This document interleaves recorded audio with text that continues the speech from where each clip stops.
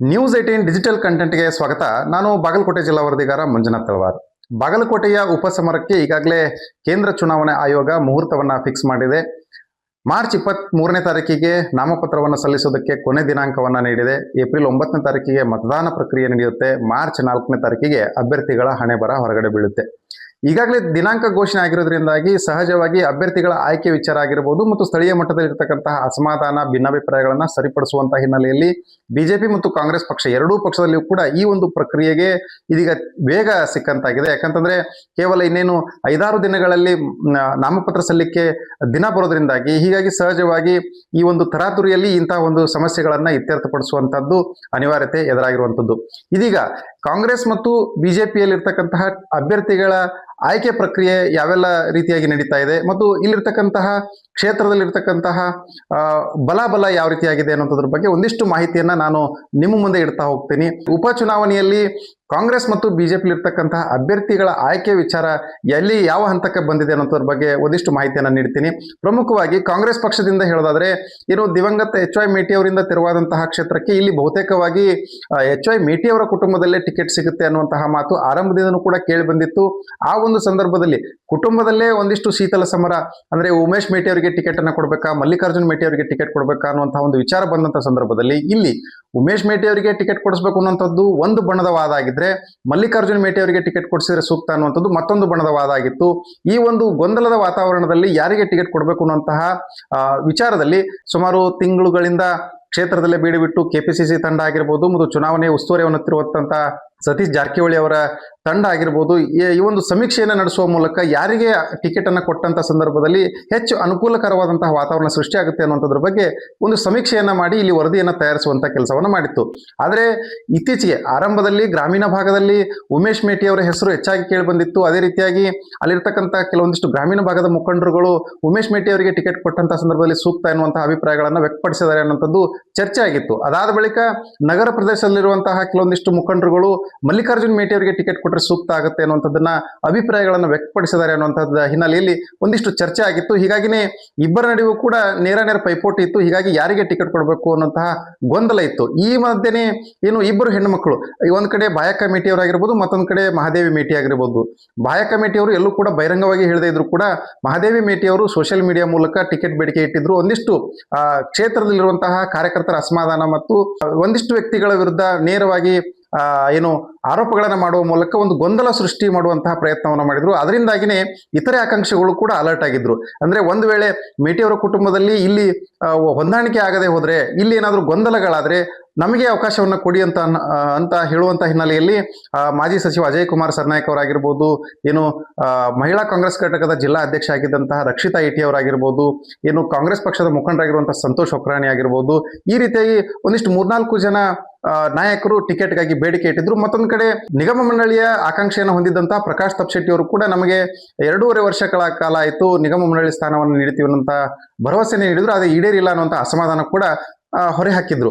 ಈ ಎಲ್ಲದರ ನಡುವೆ ಇದೀಗ ಟಿಕೆಟ್ ಹಂಚಿಕೆ ವಿಚಾರ ಕ್ಲೈಮ್ಯಾಕ್ಸ್ ಹಂತಕ್ಕೆ ಬಂದಿದೆ. ಕೇವಲ 5-6 ದಿನಗಳಲ್ಲಿ ಈಗ ನಾಮಪತ್ರ ಸಲ್ಲಿಕೆ ಇರೋದ್ರಿಂದಾಗಿ ಬಹುತೇಕವಾಗಿ ಈ ಒಂದು ಟಿಕೆಟ್ ರೇಸ್ ನಲ್ಲಿ ಉಮೇಶ್ ಮೇಟಿ ಮತ್ತು ಮಲ್ಲಿಕಾರ್ಜುನ ಮೇಟಿ ಇವರು ಇಬ್ಬರೇ ಇರೋದ್ರಿಂದಾಗಿ ಮೇಟಿ ಅವರ ಕುಟುಂಬದಲ್ಲೇ ಟಿಕೆಟ್ ಕೊಟ್ಟರು ಕೂಡ ಮಲ್ಲಿಕಾರ್ಜುನ್ ಮೇಟಿ ಅವರಿಗೆ ಟಿಕೆಟ್ ಕೊಟ್ಟಂತ ಸಂದರ್ಭದಲ್ಲಿ ಉಮೇಶ್ ಮೇಟಿ ಅವರಲ್ಲಿ ಇರ್ತಕ್ಕಂತಹ ಒಂದು ಬೆಂಬಲಿಗರಾಗಿರ್ಬೋದು, ಅವರ ಬೆಂಬಲಕ್ಕೆ ನಿಂತ ಕೆಲವೊಂದಿಷ್ಟು ಮುಖಂಡರಿಗೆ ಅಸಮಾಧಾನ ಆಗುವಂತಹ ಸಾಧ್ಯತೆ ಇದೆ. ಉಮೇಶ್ ಮೇಟಿ ಅವರಿಗೆ ಟಿಕೆಟ್ ಕೊಟ್ಟಂತ ಸಂದರ್ಭದಲ್ಲಿ ಮಲ್ಲಿಕಾರ್ಜುನ್ ಮೇಟಿ ಅವರ ಬೆಂಬಲವಾಗಿ ನಿಂತಹ ಮುಖಂಡರುಗಳಿಗೆ ಅಸಮಾಧಾನ ಆಗುವಂತಹ ಸಾಧ್ಯತೆ ಇದೆ. ಈ ಎರಡನ್ನೂ ಬ್ಯಾಲೆನ್ಸ್ ಮಾಡುವಂತಹ ಹಿನ್ನೆಲೆಯಲ್ಲಿ ಎಚ್ಚರಿಕೆ ಹೆಜ್ಜೆಯನ್ನ ಹೈಕಮಾಂಡ್ ಇಡ್ತಾ ಇದೆ. ಅದೇ ಹಿನ್ನೆಲೆಯಲ್ಲಿ ಒಂದು ಪ್ರಯತ್ನ ಕೂಡ ಆಗ್ತಾ ಇರುವಂತದ್ದು. ಇದರ ಮಧ್ಯೆನೆ ಇದೀಗ ಕಾಂಗ್ರೆಸ್ ಪಕ್ಷ ಒಂದು ಮಹತ್ವದ ಹೆಜ್ಜೆಯನ್ನ ಇಟ್ಟಿರುವಂತದ್ದು. ಪ್ರಮುಖ ಅಂದ್ರೆ ಬಾಗಲಕೋಟೆಯ ಲಿಂಗಾಯತ ಸಮುದಾಯದ ಹಿರಿಯ ನಾಯಕರಾಗಿರುವಂತಹ ಪ್ರಕಾಶ್ ತಪ್ಶೆಟ್ಟಿ ಅವರಿಗೆ ಒಂದು ನಿಗಮ ಮಂಡಳಿ ಸ್ಥಾನವನ್ನ ನೀಡುವ ಮೂಲಕ ಒಂದು ಮಹತ್ವದ ಹೆಜ್ಜೆಯನ್ನ ಇಟ್ಟಿರುವಂತದ್ದು. ಇಲ್ಲಿ ಒಂದಿಷ್ಟು ಇರ್ತಕ್ಕಂಥ ಅಸಮಾಧಾನವನ್ನ ಸಮಾಧಾನ ಪಡಿಸುವಂತ ಹಿನ್ನೆಲೆಯಲ್ಲಿ ಹೈಕಮಾಂಡ್ ಎಚ್ಚರಿಕೆಯ ನಡೆಯನ್ನ ಇಲ್ಲಿ ಇಟ್ಟಿರುವಂತದ್ದು. ಕಳೆದ ಚುನಾವಣೆಯಲ್ಲಿ ಪ್ರಕಾಶ್ ತಪ್ಶೆಟ್ಟಿ ಅವರ ಮೂಲಕ ಸಮುದಾಯ ಕಾಂಗ್ರೆಸ್ ಪಕ್ಷವನ್ನು ಬೆಂಬಲಿಸಿತ್ತು. ಆದ್ರೆ ಸಮುದಾಯಕ್ಕೆ ಇಲ್ಲಿ ಯಾವುದೇ ರೀತಿಯ ಸ್ಥಾನಮಾನ ಸಿಕ್ಕಿಲ್ಲ ಅನ್ನುವಂತಹ ಒಂದು ಕೂಗು ಕೇಳಿ ಬರ್ತಾ ಇತ್ತು. ಅದೇ ಹಿನ್ನೆಲೆಯಲ್ಲಿ ಇದೀಗ ಉಪಚುನಾವಣೆಯಲ್ಲಿ ಲಿಂಗಾಯತ ಸಮುದಾಯದ ಅಸಮಾಧಾನವನ್ನ ಹಾಕೊಳ್ಳೋದು ಬೇಡ ಅನ್ನುವಂತ ಹಿನ್ನೆಲೆಯಲ್ಲಿ 13ನೇ ತಾರೀಕಿಗೆ ಪ್ರಕಾಶ್ ತಪ್ಶೆಟ್ಟಿ ಅವರನ್ನ ಬಾಗಲಕೋಟೆ ಪಟ್ಟಣ ಅಭಿವೃದ್ಧಿ ಪ್ರಾಧಿಕಾರದ ಅಧ್ಯಕ್ಷರನ್ನಾಗಿ ನೇಮಕ ಮಾಡುವ ಮೂಲಕ ಲಿಂಗಾಯತ ಸಮುದಾಯವನ್ನ ಸಮಾಧಾನ ಪಡಿಸುವಂತ ಹಿನ್ನೆಲೆಯಲ್ಲಿ ಒಂದು ಕಾಂಗ್ರೆಸ್ ಪಕ್ಷ ಯಶಸ್ವಿಯಾಗಿದೆ. ಮತ್ತೊಂದು ಕಡೆ ಇದೀಗ ಅಹಿಂದ ಅಸ್ತ್ರದೊಂದಿಗೆ ಲಿಂಗಾಯತ ಸಮುದಾಯದ ಕಾಂಬಿನೇಷನ್ ಒಂದಿಗೆ ಚುನಾವಣೆ ಎದುರಿಸೋಕೆ ಇಲ್ಲಿ ಒಂದು ತಂತ್ರವನ್ನ ಹಿಡಿದಂತೆ ಕಾಣಿಸ್ತಾ ಇದೆ. ಟಿಕೆಟ್ ಅನ್ನ ಬಹುತೇಕವಾಗಿ ಮೇಟಿಯವರ ಕುಟುಂಬಕ್ಕೆ ನೀಡೋದ್ರಿಂದಾಗಿ ಇಲ್ಲಿ ಕುರುಬ ಸಮುದಾಯಕ್ಕೆ ಟಿಕೆಟ್ ಅನ್ನ ನೀಡಲಾಗುತ್ತೆ, ಲಿಂಗಾಯತ ಸಮುದಾಯಕ್ಕೆ ನಿಗಮ ಮಂಡಳಿ ಅಧ್ಯಕ್ಷ ಸ್ಥಾನವನ್ನ ನೀಡೋದ್ರಿಂದಾಗಿ ಅಹಿಂದ ಮತ್ತು ಲಿಂಗಾಯತ ಮತಗಳನ್ನ ಕ್ರೋಢೀಕರಿಸಿ ಚುನಾವಣೆ ಎದುರಿಸುವುದಕ್ಕೆ ಕಾಂಗ್ರೆಸ್ ಪಕ್ಷ ತಯಾರಿಯನ್ನ ಮಾಡಿಕೊಂಡಿದೆ. ಇದರ ಜೊತೆಗೆ ಇನ್ನು ಬಿಜೆಪಿಯಲ್ಲಿ ಇರ್ತಕ್ಕಂತಹ ವಾತಾವರಣ ನೋಡಿದಂತಹ ಸಂದರ್ಭದಲ್ಲಿ ಬಹುತೇಕವಾಗಿ ವೀರಣ್ಣ ಚರಂತಿಮಠ ಅವರ ಹೆಸರು ಅಂತಿಮಗೊಳ್ಳುವಂತಹ ಸಾಧ್ಯತೆ ಇದೆ. ಆರಂಭದಲ್ಲಿ ಮಾಜಿ ಶಾಸಕ ವೀರಣ್ಣ ಚರಂತಿಮಠ ಅವರ ಜೊತೆಗೆ ವಿಧಾನ ಪರಿಷತ್ ಸದಸ್ಯ PH ಪೂಜಾರ್ ಅವರ ಹೆಸರುಗಳು ಇಬ್ಬರಲ್ಲಿ ಯಾರಿಗಾದ್ರೂ ಒಬ್ಬರಿಗೆ ಟಿಕೆಟ್ ಸಿಗುತ್ತೆ ಅನ್ನುವಂಥದ್ದು ಆರಂಭದಲ್ಲಿ ಈ ಒಂದು ಅಭ್ಯರ್ಥಿಗಳ ಆಯ್ಕೆ ವಿಚಾರದಲ್ಲಿ 2 ಹೆಸರುಗಳು ಕೇಳಿ ಬಂದರೂ ಕೂಡ ಇಲ್ಲಿ ಬಹುತೇಕವಾಗಿ ಈ ಒಂದು 2-3 ದಿನಗಳಲ್ಲಿ ಆಗಿರುವಂತಹ ಬೆಳವಣಿಗೆಯಿಂದಾಗಿ ವೀರಣ್ಣ ಚರಂತಿಮಠ ಅವರಿಗೆ ಟಿಕೆಟ್ ಸಿಗುವಂಥದ್ದು ಬಹುತೇಕ ಖಚಿತ ಅನ್ನುವಂತಹ ಮಾತುಗಳು ಕೇಳಿ ಬರ್ತಾ ಇದ್ದಾವೆ. ಈ ಒಂದು ವಿಚಾರದ ಹಿನ್ನೆಲೆಯಲ್ಲಿ ಇದೀಗ ಇನ್ನು ಕ್ಷೇತ್ರದಲ್ಲಿರುವಂತಹ ಬಲಾಬಲವನ್ನ ನೋಡುವಂಥದ್ದಾದ್ರೆ 2023 ಚುನಾವಣೆ ನೋಡುವಂತ ಸಂದರ್ಭದಲ್ಲಿ ಇಲ್ಲಿ ಕಾಂಗ್ರೆಸ್ನಿಂದ ದಿವಂಗತ HY ಮೇಟಿ ಅವರು ಸ್ಪರ್ಧೆಯನ್ನ ಮಾಡಿದ್ರು, ಇತ್ತ ವೀರಣ್ಣ ಚರಂತಿಮಠ ಅವರು ಸ್ಪರ್ಧೆ ಮಾಡಿದ್ರು. ಆ ಒಂದು ಸಂದರ್ಭದಲ್ಲಿ 5800 ಮತಗಳ ಅಂತರದಿಂದ ಇಲ್ಲಿ HY ಮೇಟಿ ಅವರು ಗೆಲುವನ್ನ ಸಾಧಿಸಿದ್ರು. ಆ ಒಂದು ಸಂದರ್ಭದಲ್ಲಿ ಇರ್ತಕ್ಕಂತಹ ಬಲಾಬಲವನ್ನ ನೋಡುವಂತದ್ದಾದ್ರೆ ಅಲ್ಲಿ ಬಿಜೆಪಿಗೆ ಆಡಳಿತ ವಿರೋಧಿ ಅಲೆ ಜೊತೆಗೆ ಆ ಒಳಗಡೆ ಇದ್ದಂತಹ ಆಂತರಿಕ ಕಚ್ಚಾಟ ಮತ್ತು ಕ್ಷೇತ್ರದಲ್ಲಿದ್ದಂತಹ ಬಿಜೆಪಿ ಕಾರ್ಯಕರ್ತರ ನಡುವಿನ ಭಿನ್ನಾಭಿಪ್ರಾಯಗಳು ಇಲ್ಲಿ ಗೆಲುವಿಗೆ ಮುಳ್ಳಾಗಿತ್ತು. ಅದರ ಜೊತೆಗೇನೆ ಪ್ರಮುಖವಾಗಿ ಕೊನೆ ಹಂತದಲ್ಲಿ ಒಳ ಮೀಸಲಾತಿ ಏನು ಜಾರಿ ಮಾಡಿದ್ರು, ಆ ಒಂದು ಒಳ ಮೀಸಲಾತಿ ಜಾರಿ ಆದ ಬಳಿಕ ಇಲ್ಲಿರ್ತಕ್ಕಂತಹ ಲಂಬಾಣಿ ಸಮುದಾಯದ ಮತದಾರರಾಗಿರ್ಬೋದು, ಭೂವಿ ಸಮುದಾಯದ ಮತದಾರರಾಗಿರ್ಬೋದು, ಏನು ಒಳ ಮೀಸಲಾತಿಯನ್ನು ವಿರೋಧಿಸಿದಂತಹ ಕೆಲವೊಂದಿಷ್ಟು ಸಮುದಾಯಗಳು ಅಲ್ಲಿ ಬಿಜೆಪಿಯನ್ನ ಬಿಟ್ಟು ಕಾಂಗ್ರೆಸ್ ಬೆಂಬಲಿಸಿದ್ದಾವೆ.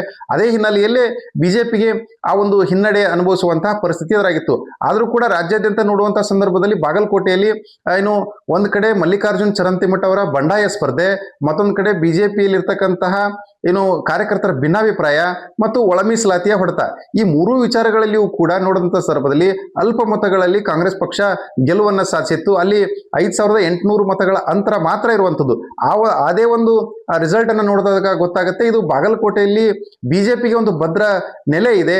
ಮತ್ತೊಂದೆಡೆ ಬಾಗಲಕೋಟೆ ನಗರಾದ್ಯಂತ ಬಿಜೆಪಿಗೆ ಹೆಚ್ಚಿನ ರೀತಿಯಲ್ಲಿ ಬೆಂಬಲ ವ್ಯಕ್ತ ಆಗುತ್ತೆ ಮತ್ತು ಗ್ರಾಮೀಣ ಭಾಗದಲ್ಲಿ ಕಳೆದ ಬಾರಿ ಕಾಂಗ್ರೆಸ್ ಪಕ್ಷಕ್ಕೆ ಹೆಚ್ಚಿನ ರೀತಿಯಲ್ಲಿ ಅನುಕೂಲ ಆಗಿತ್ತು.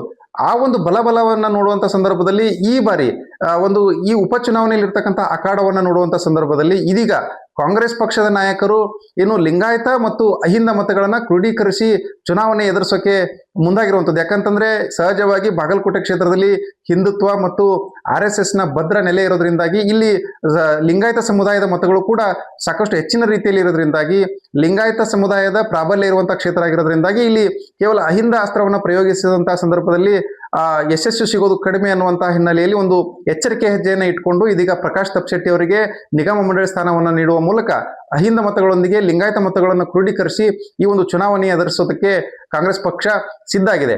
ಇತ್ತ ಬಿಜೆಪಿಯು ಕೂಡ ತನ್ನ ಸಾಂಪ್ರದಾಯಿಕ ಮತಗಳು ಹಿಂದುತ್ವದ ಅಲೆ ಮತ್ತು RSS ನ ಭದ್ರ ನೆಲೆಯೊಂದಿಗೆ ಚುನಾವಣೆಯನ್ನು ಎದುರಿಸೋದಕ್ಕೆ ಸಿದ್ಧ ಆಗಿದೆ. ಇನ್ನು ಕಾಂಗ್ರೆಸ್ನಲ್ಲಿರ್ತಕ್ಕಂತಹ ಕೆಲವೊಂದಿಷ್ಟು ಸಮಸ್ಯೆಗಳು ಅಂದ್ರೆ ಅಲ್ಲಿ ಆಂತರಿಕ ಕಚ್ಚಾಟ ಆಗಿರ್ಬೋದು, ಕ್ಷೇತ್ರದಲ್ಲಿರುವಂತಹ ಭಿನ್ನಾಭಿಪ್ರಾಯ, 2ನೇ ಹಂತದ ನಾಯಕರಲ್ಲಿರ್ತಕ್ಕಂತಹ ಅಸಮಾಧಾನಗಳನ್ನ ಇಲ್ಲಿ ಸದುಪಯೋಗ ಪಡ್ಕೊಂಡು ಚುನಾವಣೆಯನ್ನು ಎದುರಿಸೋದಕ್ಕೆ ಮುಂದಾಗಿರುವಂಥದ್ದು. ಅದರ ಜೊತೆಗಿನ ಒಳ ಮೀಸಲಾತಿ ವಿಚಾರ, ಕಳೆದ ಬಾರಿ ಏನು ಬಿಜೆಪಿಯ ಗೆಲುವಿಗೆ ತೊಡಕಾಗಿದ್ದಂತಹ ಒಳ ಮೀಸಲಾತಿ ವಿಚಾರ ಈ ಬಾರಿ ಕಾಂಗ್ರೆಸ್ ಪಕ್ಷಕ್ಕೂ ಕೂಡ ತೊಡಕಾಗುವಂತಹ ಸಾಧ್ಯತೆಗಳನ್ನ ಅಲುಗಳೆಯುವಂತಿಲ್ಲ. ಯಾಕಂತಂದ್ರೆ ಆ ಒಂದು ವಿಚಾರ ಏನು ಕಳೆದ ಚುನಾವಣೆಯಲ್ಲಿ ಬಿಜೆಪಿಗೆ ಯಾವ ರೀತಿಯಾಗಿ ಮುಳುವಾಗಿ ಪರಿಣಮಿಸಿತ್ತೋ ಅದೇ ಒಂದು ವಿಚಾರ ಈಗ ಕಾಂಗ್ರೆಸ್ ಪಕ್ಷಕ್ಕೂ ಕೂಡ ಮುಳುವಾಗುವಂತಹ ಸಾಧ್ಯತೆಗಳು ದಟ್ಟವಾಗಿ ಕಾಣಿಸ್ತಾ ಇರೋದ್ರಿಂದಾಗಿ ಒಂದಿಷ್ಟು ಮತಗಳು ಏನು ವಿಮುಖ ಆಗುವಂತಹ ಸಾಧ್ಯತೆ ಇದೆ. ಕಳೆದ ಬಾರಿ ಕಾಂಗ್ರೆಸ್ ಪಕ್ಷಕ್ಕೆ ಹೋದಂತಹ ಮತಗಳು ಈ ಬಾರಿ ವಾಪಸ್ ಬಿಜೆಪಿ ಹತ್ತ ವಾಲುವಂತಹ ಸಾಧ್ಯತೆಗಳನ್ನ ಅಲ್ಲಗಳೆಯುವಂತಿಲ್ಲ. ಅದೇ ಹಿನ್ನೆಲೆಯಲ್ಲಿ ಇದೀಗ ಏನು ಮತ್ತೊಂದೆಡೆ ಮಲ್ಲಿಕಾರ್ಜುನ್ ಚರಂತಿಮಠರು ಕಾಂಗ್ರೆಸ್ ಪಕ್ಷಕ್ಕೆ ಸೇರ್ಪಡೆ ಆಗಿರೋದ್ರಿಂದಾಗಿ ಇಲ್ಲಿ ಬಂಡಾಯ ಅಭ್ಯರ್ಥಿಯ ಸ್ಪರ್ಧೆ ಯಾವುದೇ ರೀತಿಯಾಗಿ ಈ ಒಂದು ಉಪಚುನಾವಣೆಯಲ್ಲಿ ಕಂಡು ಬರೋದಿಲ್ಲ. ಸಹಜವಾಗಿ ಬಿಜೆಪಿ ಮತ್ತು ಕಾಂಗ್ರೆಸ್ ಪಕ್ಷದ ನೇರಾನೇರ ಪೈಪೋಟಿ ಆಗಿರೋದ್ರಿಂದಾಗಿ ಎರಡೂ ಪಕ್ಷಗಳಲ್ಲಿ ಗೆಲುವಿಗಾಗಿ ಸಾಕಷ್ಟು ತಂತ್ರ ಪ್ರತಿತಂತ್ರಗಳು ಸಿದ್ಧವಾಗ್ತಾ ಇದ್ದಾವೆ. ಒಟ್ಟಾರೆಯಾಗಿ ಬಾಗಲಕೋಟೆಯ ಉಪಸಮರದಲ್ಲಿ ಯಾರಿಗೆ ಈ ಒಂದು ಗೆಲುವಿನ ಆಶೀರ್ವಾದವನ್ನ ಇಲ್ಲಿರ್ತಕ್ಕಂತಹ ಮತದಾರರು ಮಾಡ್ತಾರೆ ಅನ್ನುವಂಥದ್ದು ಕುತೂಹಲ ಇದೀಗ ಕ್ಷೇತ್ರದಂತ ಮನೆ ಮಾಡಿರುವಂತದ್ದು. ಮಂಜುನಾಥ್ ತಳವಾರ್, ನ್ಯೂಸ್ 18 ಕನ್ನಡ, ಬಾಗಲಕೋಟೆ. ನಿರ್ಭೀತ, ನಿಷ್ಪಕ್ಷಪಾತ, ವಿಶ್ವಾಸಾರ್ಹ ಸುದ್ದಿಗಳಿಗೆ ಮತ್ತೊಂದು ಹೆಸರಾಗಿರುವ ನ್ಯೂಸ್ 18 ಕನ್ನಡ ಈಗ ಆಪ್ನಲ್ಲೂ ಲಭ್ಯವಿದೆ. ದಯವಿಟ್ಟು ಇಲ್ಲಿರುವ QR ಕೋಡ್ ಸ್ಕ್ಯಾನ್ ಮಾಡಿಕೊಂಡು ಆಪ್ ಡೌನ್ಲೋಡ್ ಮಾಡೋದಕ್ಕೆ ಮರಿಬೇಡಿ. ನಿಮ್ಮ ಬೆಂಬಲ ಹೀಗೆ ಸದಾ ನಮ್ಮೊಂದಿಗಿರಲಿ. ಧನ್ಯವಾದ.